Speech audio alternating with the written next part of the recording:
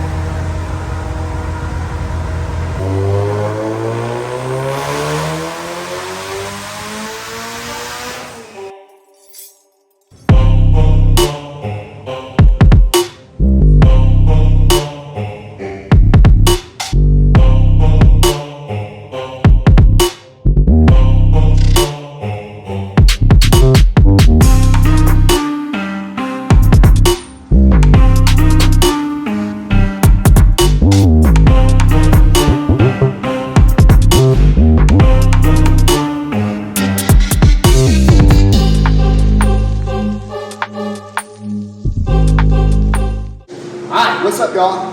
Mid-2 times here, right?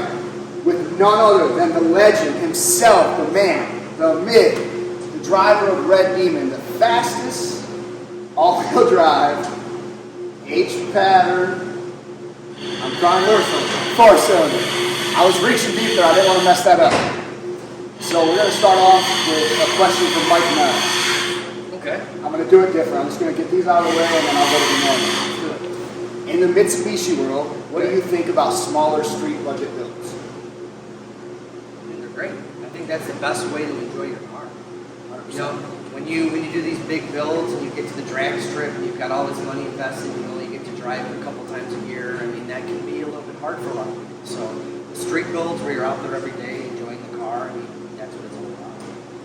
I'm a fan of that answer. Yeah. I've been reevaluating my goals in my car based on that answer. Yeah.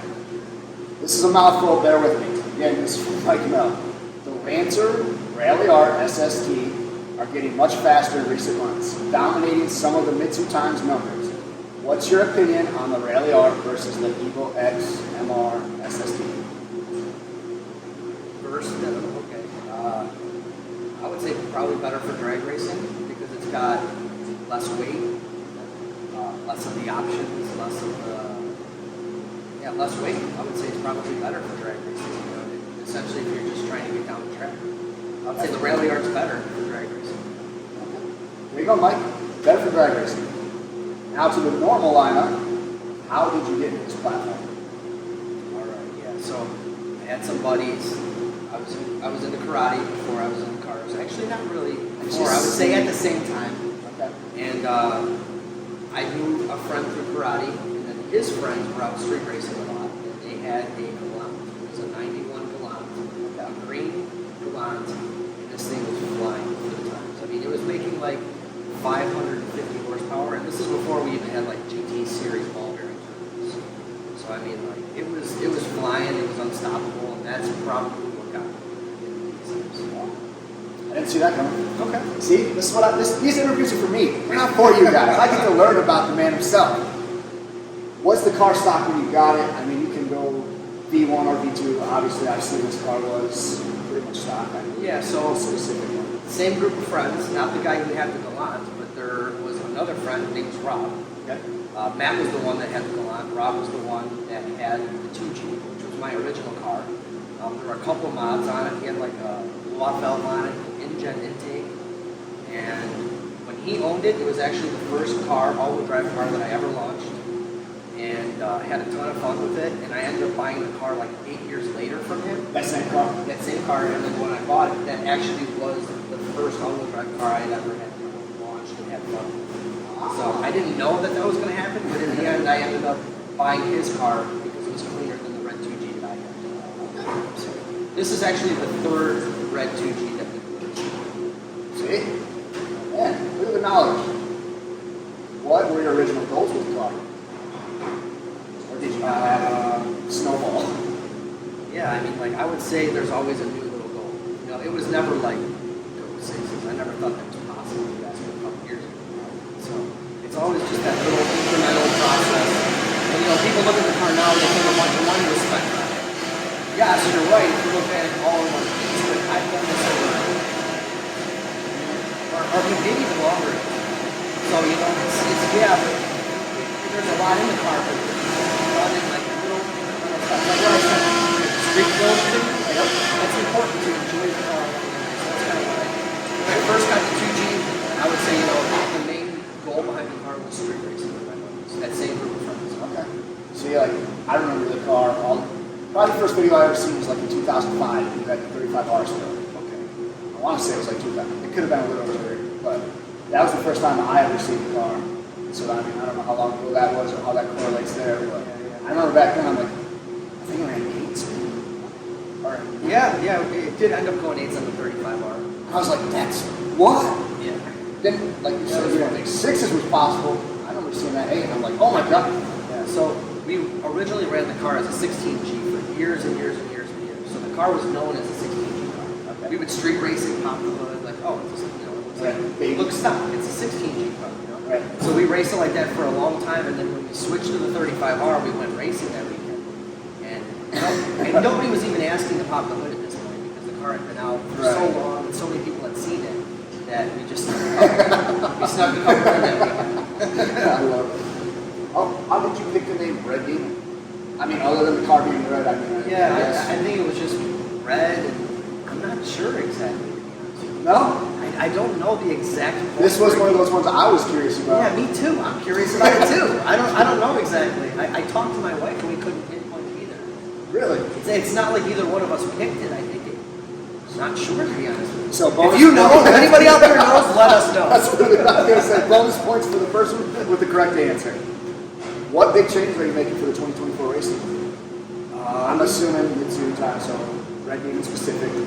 I would just, well, we made some changes that we haven't really put enough laps on to dial in and know, you know, the capabilities of the car, the way it sits. Right. So I don't want to change more. We just want to put some laps on the car the way it sits. That's smart. We've got the Apex Turbo on it now. We've got a bunch of different little things we did with the suspension. That was all for World Cup last year, and you know, we really didn't put the laps on it to get the car to the potential that it has. But you know, we've made a couple 8-mile hits that are really promising. Going by the 690 passes the car has made, you know, a 680 is for sure doable. I think a 670 if everything lines up perfectly, but sometimes it never happens. You never get that perfect pass. Right. But I know a 680 Well, is definitely possible. I'm going to go ahead and skip ahead. Just get this out of the way. Okay. I hate to ask it, but the world will want to know, is there a specific ET you're shooting for this year? You kind of just answered Yeah, I'd like that. to go 680s? Yeah. My man. I hope I'm there to pop bottles with you in the head. Yeah, me too. Me too. What events do you have, you know, that on the schedule for this year?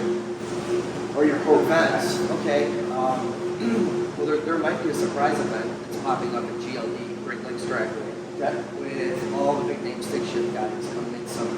Okay. So I don't know exactly. I think it's July, August. You think that's the first time you let it out? Yeah. Yeah, because we plan on doing FL2K shootout Yep. and MIR. So the back half of the season is super big. So we just got to get, you know, a little bit of testing done soon. But, you know, I'd like to do FL2K1 because the car loves hot weather. I love When is racing. FL2K? That is in October, Okay. just before Maryland. It's like a couple weeks. So shakedown. Yeah, yeah, but it's completely different weather scenario, so you can't Sure. really use the one for the other. It's a little bit strange. Sorry. I'm not much of the, I forget about the high stuff, like elevation, Sure. temperature. I've always had such a basic car with such a basic setup that I forget how much of a factor that comes into play. Yeah, when you're making even 500 horsepower, you know, it changes a couple percent. It's not a big deal. I mean, you might feel it like, oh, it feels really good, but on a car like this, I mean, when it changes a couple hundred feet, you know, there's a big change in power. So when you're talking about between FL2K and Maryland, you're probably a 3,000 foot density altitude difference, massive, and that's hundreds of horsepower at the same with the same tube. It's hundreds of horsepower. That's why you get paid the big bucks. That's why I'm just over here looking good, you know what I mean? Okay, you do look good. You do look good. Thanks, I appreciate it. What keeps you motivated to keep pushing this car? I mean, that's a genuine curiosity. I know you always want to go faster. You know what? And I've often asked myself this at certain times, but honestly, it's like the group of people I have with me, my friends. Okay. That's a perfect I answer. mean, that's when I bring the car out. I've learned not to force it out and like, oh, you know, it's this event, I gotta make this event. You know, you can see from TX2K when you bring the car out. Right. One of my good friends just had a baby actually yesterday, but you know, was gonna have a baby at any point. I would have had to kind of force it, pull a team together. You know, I could have gotten some guys together, but like, I don't like racing. Right. I mean, I like racing it with a specific group of people. They know what they're doing. They know exactly what's needed, and you know, if they're not available, they can just race one of the other guys. I get it. I mean, one day I'll be there. I'm just saying, you know, goals. If you were to do it all over, would you choose the same car? Yeah, I would. You'd I mean, broke like- my heart right there if you said no. Yeah, I definitely would. I mean, I've had the chance. I could sell this right now and build another car in a year or two. For sure. You know, Fair so enough. I've stuck with it for a reason. I wanted to say this from my part of the interview, but I always equate when people who don't know who you are or whatever, the rare chance that happens, you're kind of like the Dale Earnhardt of DSMs for me. Okay. I like that. I so, like that. like- Dale Earnhardt's. And you got a very intimidator type mindset. I love the whole shebang, so I'm always just like, he's the Dale Earnhardt of DSMs. So if somehow you're watching this and you don't know, he's the Dale Earnhardt of DSMs. I like that. So I'll if take you that. would have switched cars up on me, I'd have been a little sad, but Sure. stuff happens. Any advice to somebody who's just getting into cars? Stick with their passion. If they're passionate about it, it's gonna be fun for you. Absolutely. You know what I mean? So that's the biggest thing. You know, you got to do what you're passionate about. So like if you really enjoy cars and like, you know, say like your parents are like, hey, let's quit tinkering with your car, because that's what my parents did to me. Right. They're like, stop messing with the car. You're always messing with the car. Like, if that's what you like doing, Keep doing it. to do. Keep doing it. I love that, brother. I feel like passion is a big one. Like, 'cause this ain't. I'm at the point where it's not easy for me. Sure. So like, I can't imagine. Like, you know, I know each level What's comes that with easy for you? just the car world, man. Like, it's. I've never deep dived into like fabricating stuff, you know, or making parts Sure. work that aren't supposed to work. I've always just done super basic bolt-ons, and it's a lot more challenging than even I thought. And I was ready for it. I thought. I mean, it's not slowing me down, but like, if you don't have the passion, that's probably where the part outs come. Oh yeah, for sure. Patience and all that stuff. So I was curious what you thought about that. This is going to be a tough one for you. Where can folks follow you on social media? Oh, Facebook, Instagram. I mean, there's boosting stuff everywhere. So on all the stuff, all the platforms, I'll try to put links below so you guys can go there, set up some stuff, some tunes, some work, whatever you guys need done. I'm sure he'll take care of you, right? Of course. Tuning's my favorite. Put me on the dyno. Yeah, all day. Oh yeah, all day long. Love it. Is there anybody you want to shout out? I would say if there's anybody that's made all this possible, it's definitely my wife. You know, like even when I was just first starting with my first red car, you know, I would break something and she'd be like, you know, I didn't have the money because I'm 18-year-old kid, you know, working paycheck to paycheck, and she would whip out the credit card. And, you know, Like, let's just do it. yeah, I mean, I would pay her back, but you know, I mean, something from like way back then when she was supporting me, even to now, you know, I can go to the racing events and she's watching the kids, and you know, I'm very fortunate to have a wife that's been supportive of me. So I would say there's one person that needs a shout out and needs, you know, some of you're gonna have to cut this out, because I had a brain fart. He's hitting the fields. I'll say it for him. So. Honestly, just outside of looking in, I know I'm not at your house every day, but man, she definitely helps the wheels turn. There's no denying that. Oh, yeah. I mean, she's so awesome to deal with. Like, she helped me set this up. Like, I get it. I man. truly believe that behind any good man is a good woman. Like that has to be like that, because she does things so well that I can't do. And then I can do some things well that she's not the greatest at. So you add those two together, and I feel like I'm unstoppable. Teamwork makes the dream work. Yes, sir. So, good news for you guys, bad news for Devin. This is where this part of the interview stops. So That's it? That's it? That's it for Mitsu Times. Okay. Don't think you're getting out of this chair just yet. Okay. If you want to get to know the guy behind the helmet, you'll have to go over to Barn Built Dreams. Right after you watch this, watch them in unison. So, the tie's coming off, the shoes are gone, we're All getting right. relaxed. All right. And then we're going to get to know the guy behind the helmet.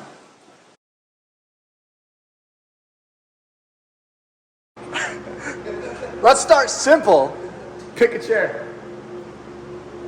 I like this one right here. Good. This is my good side.